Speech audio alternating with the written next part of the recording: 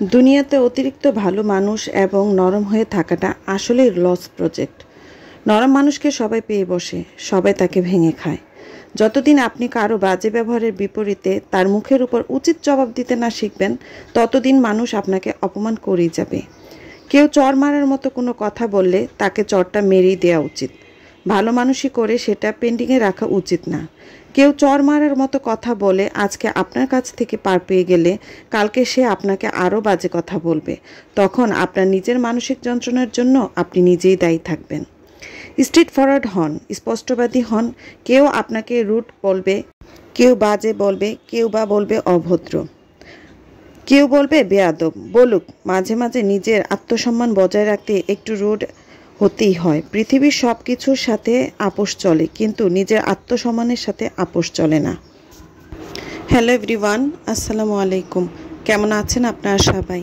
আশা রাখছি যে যেখান থেকে বসে আমার আজকের এই ব্লগটি দেখছেন সবাই আল্লাহর রহমতে ভালো আছেন, সুস্থ আছেন। আলহামদুলিল্লাহ, আমরাও ভালো আছি। ঈদ তো শেষ, ঈদের ছুটিও শেষ। তো ছুটি শেষ করে আমরা এখন আর কি বাড়ি ফিরে যাচ্ছি, বাড়ি ফেরার পালা আর কি।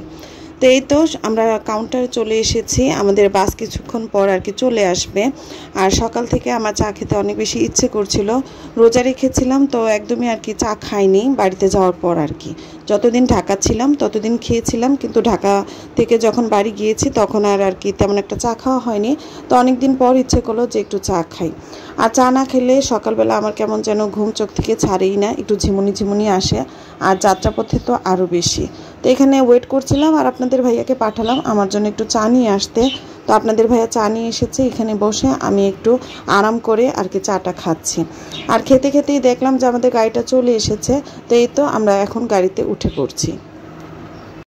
এবার গ্রামে কি কি ঈদ করেছেন অবশ্যই কিন্তু আমাকে জানাবেন, জানতে পারলে ভালো লাগবে। তো আশা করি আপনারা সহি সালামতে সুস্থ সুন্দরভাবে বাসায় আর কি ফিরে এসেছেন।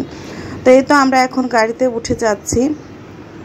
বাড়িতে যাওয়ার সময় লাগে এক রকমের আনন্দ, আর বাড়ি থেকে যখন ঢাকার উদ্দেশ্যে আর কি রওনা দিই একটু মনটা খারাপ লাগে, সেই সঙ্গে আরেক রকমের একটা আনন্দ কাজ করে যে নিজের সংসারে ফিরে যাচ্ছি। আর বাচ্চাদেরও ক্লাস প্রায় শুরু হয়ে গিয়েছে, তো সেই জন্য আর কি আর থাকা হয়নি, এই তো চলে আসছি।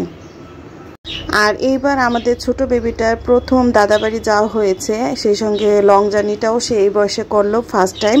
তো এই তো ওকে নিয়ে আমরা বাসে উঠে পড়েছি, আর বাচ্চারা তো অনেক খুশি। কিন্তু কিছুক্ষণ পরই মনটা অনেক বেশি খারাপ হয়ে গিয়েছে। তো কেন খারাপ হয়েছে সেটাও আপনাদের সঙ্গে শেয়ার করছি। ঈদ আসলেই সব সময় খবরের নিউজে ফেসবুকে অনেক বাজে সংবাদগুলো পাই আমরা। যাত্রাপথে আর কি অনেক রোড অ্যাক্সিডেন্টগুলি আর কি দেখি, যে সাবধানে গাড়ি চালানোর জন্য এবং সাবধানে ফেরার জন্য। আর ড্রাইভাররা এত বেশি তাড়াহুড়া করে, প্রত্যেকবার আমি যখন ঈদের ছুটিতে বাড়িতে যাই মনে হয় যেন জানটাকে হাতে নিয়ে আল্লাহ আল্লাহ করতে করতে যাই। আমার কাছে অনেক বেশি ভয় লাগে। ওই ভিতরে ভিতরে এমন একটা ভয় আসছে যে এখন গাড়িতে চড়তেও আমার নর্মালি সবসময় আর কি আতঙ্কে থাকি। কিন্তু আলহামদুলিল্লাহ আজ পর্যন্ত এত বছর যাবত জার্নি করছি, কখনো বাজে কোনো দুর্ঘটনার কবলে পড়তে হয়নি। আর আমাদের দেশে তো সড়ক দুর্ঘটনার কথা আর কি বলবো, অহরহ হয়েই থাকে। আর এই তো যাচ্ছি, বাইরের দৃশ্যটা দেখতে অনেক বেশি ভালো লাগছিল। তো দেখতে দেখতে হঠাৎ করে দেখলাম যে আমাদের সামনেই হয়তো বা আধা ঘন্টা কি 1 ঘন্টা আগে একটা সড়ক দুর্ঘটনা ঘটেছে। আর ওইটা দেখে এত বেশি ভয় পেয়েছিলাম। আমি এমনিই সবসময় ভয়ে থাকি, আর এটা দেখার পর একটা সেকেন্ডের জন্য মনে হয় যেন গাড়িতে আমি রিল্যাক্স আর কি বসতে পারিনি। আর আমার বাচ্চারা অনেক বেশি ভয় পেয়েছিল। আর ড্রাইভাররা একজন আরেকজনের সঙ্গে প্রতিযোগিতা লাগে, ওনারা একবারও আমাদের জানের কথা ভাবে না। তো এই তো আপনাদের সঙ্গে আমি শেয়ার করছি। তো এই তো এখানে আবার বেবির একটু ক্ষুধা পেয়ে গিয়েছিল, ওকে দুধ দিয়ে দিলাম, ও খেয়ে নিচ্ছে। আর এই তো দেখতেই পাচ্ছেন সেই সড়ক দুর্ঘটনাটা, আর দেখার পর এত বেশি ভয় লেগেছে যা বলার বাহিরে। আর এই সব সময় কিন্তু মাথায় হিতাহিত কোনো জ্ঞানই থাকে না, তারপরেও একটু রেকর্ড করে নিয়েছি আপনাদের সঙ্গে শেয়ার করব বলে। বাসায় আসার পর দেখলাম যে ফেসবুকে টিভিতেও এই নিউজটা হয়েছে। তো ফরিদপুরের দিকে এই অ্যাক্সিডেন্টটা ঘটেছিল, প্রায় 7 জনের মতন মারা গিয়েছে শুনেছিলাম পরবর্তীতে। আর এই ঘটনাটা দেখার পর আল্লাহ আল্লাহ করছিলাম যে কখন গাড়িটা থামবে আর কখন আমরা বাস থেকে আর কি নামবো। তো যানটা মনে হয় যেন ভিতরে ছটফট ছটফট করছিল। এই তো আমরা পদ্মা সেতুতে উঠে গিয়েছি, আর পদ্মা সেতুটা দেখতে অনেক বেশি ভালো লাগে, ভাবলাম আপনাদের সঙ্গে একটু শেয়ার করি। এখন আমরা বাড়িতে যাওয়ার পথে এবং আসার পথে এই পদ্মা সেতু হয়েই আসি। বাচ্চারা অনেক বেশি পছন্দ করে, আমার কাছে অনেক বেশি ভালো লাগে। লঞ্চে চড়তে আমি অনেক বেশি ভয় পাই, লঞ্চে তেমন একটা চড়া হয়নি, কিন্তু পদ্মা নদী পার হওয়ার সময় আমরা ফেরিঘাট হয়েই যাই। আর ফেরিতে যখন বাসটা উঠে তখন আমার কাছে কেন জানি মনে হয় বাসটা এখনই হয়তো বা পানিতে পড়ে যাবে। তো সেই ভয়েই আর কি পদ্মা সেতু হয়ে আসি। আর এখন পদ্মা সেতুটা হওয়ার পর থেকে অনেক বেশি সুবিধা হয়ে গিয়েছে, আলহামদুলিল্লাহ।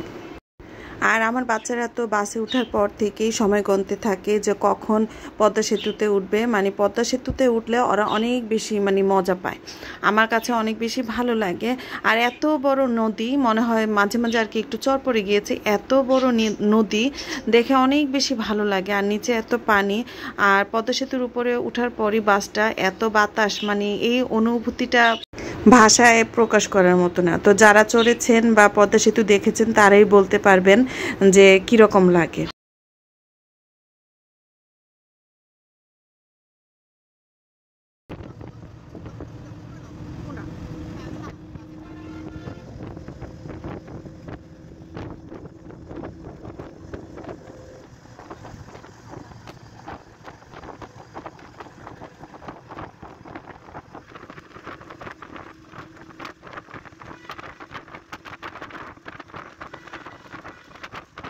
বাসায় আসার পর আর ক্যামেরাটা অন করতে পারিনি, অনেক ব্যস্ত ছিলাম।